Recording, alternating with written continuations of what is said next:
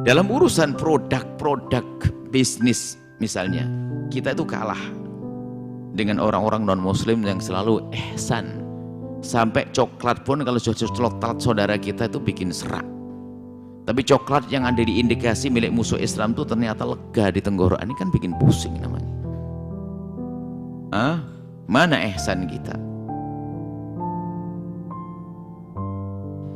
Sampai suatu ketika seorang muslim pembuat tahu dan tempe mendatangkan kedelainya, tidak mau kedelai lokal, belinya nggak mau dengan orang-orang di kiri kanan. Kenapa tidak beli? Dia harus ngambil dari tempat yang jauh, dari luar negeri, kedelai Amerika misalnya. Itu kenapa? Karena kan lebih baik beli milik tetangga dan sebagainya. Iya Bu ya, saya pernah mencoba dan memang lebih enak sebetulnya pakai kedelai tetangga. Saya beli, mesin saya yang rusak. Loh kenapa? Campur pasir. Ini kan tidak ada itkon. Apakah karena tidak dibersihkan atau sengaja? Kalau satu karung dimasukin pasir setengah kilo, nggak ada yang sadar. Ini kan nggak kejujuran.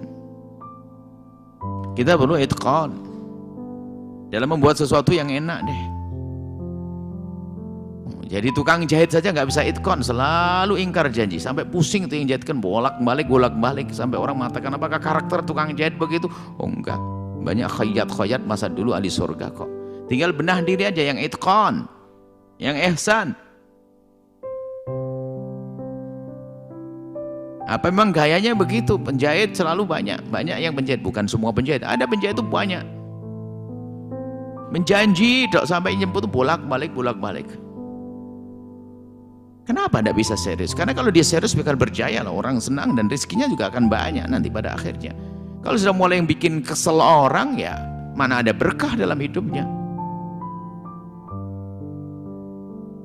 Sementara orang lain cari rezeki, sampai suatu ketika ada satu pondok pesantren pesen, nggak pernah beres-beres kepada beberapa orang, katanya muslim, katanya ini Pak Haji yang baik dan sebagainya, sampai anak santrinya, anak sekolahnya itu sudah kegedean, ukurannya beda, itu baju baru datang. Ini nggak itkon jadi penjahit, yang serius dong. Bikin sirup ternyata gulanya pakai campuran lagi, mana ihsannya? Gula bibit, gula apa ini? Enggak, kenapa ini umat Islam seperti itu? Enggak dengar hadis ini. Yang serius dong, itu akan membuahkan. Tampaknya kita memang keluar modal besar, tapi bukankah yang memberikan keuntungan adalah Allah? Ada berkah di balik itu semuanya. Dengan kejujuran kita di dalam kita berjual beli, itu ada berkah di balik itu semuanya. Sebab namanya tijarah kan penuh berkah, Nabi pernah melakukannya. Jadi orang itu kalau dagang dengan kejujurannya, ihsan, benar, kelihatannya untungnya nggak seberapa, tapi ternyata dia bisa membuat apa-apa.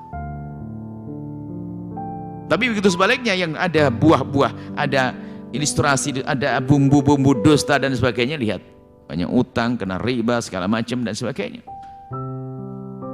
Maka kita perlu serius dengan Allah. Kalau Allah menjanjikan, Allah menyuruh, tentu ada imbalan-imbalan khusus dari Allah yang kadang tidak kita sadari. Secara perhitungan memang, wah, saya tidak untung, tapi kayaknya pas-pasan untungnya. Tapi secara keberkahan tiba-tiba saja dimakan anak, jadi anak hidup. Tukang jahit juga nggak beres. Bikin sirup juga tambah gulanya ada. Apalagi ini, Masya Allah. Karena kita tidak mendengar hadis ini, tidak serius. Proyek juga nggak serius. Besi ukuran ini dikecilkan biar nambah untung. Semen, ini, Masya Allah. Lah kalau orang-orang model begini itu adalah sama, yang dalam mengerjakan urusan dunianya itu juga acak-acakan. Itu urusan sholatnya juga sama, itu nggak serius, nggak ada itkon, nggak ada ihsan dia. Sehingga betul sholat pakai baju haram, sedekah pakai rezeki haram, haji dan umroh hasil rebutan waris. Karena dia ihsan, tidak serius di dalam melakukan kebaikan.